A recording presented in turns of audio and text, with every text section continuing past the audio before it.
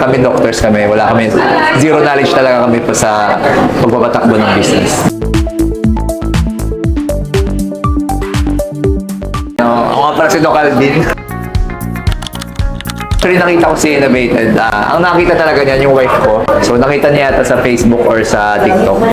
Naging interested kami kasi parang gusto nga namin mag-come up with a business. Ngayon, wala pa talaga kaming idea kung ano. Pero gusto namin, before namin pasukin, malaman man lang namin yung basics kung anong dapat malaman. Kasi kami doctors kami, wala kami, zero knowledge talaga kami pa sa pagpapatakbo ng business.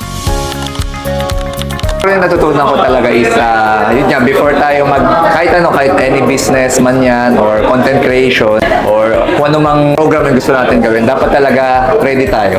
Aside from that, dapat alam natin technicalities. Kahit hindi yung 100%, pero yung basics lang talaga. Kunyari sa accounting, mga ganun, yung mga operations, lalo na sa amin nga na wala kami idea talaga. So, siguro yun yung naging learning ko.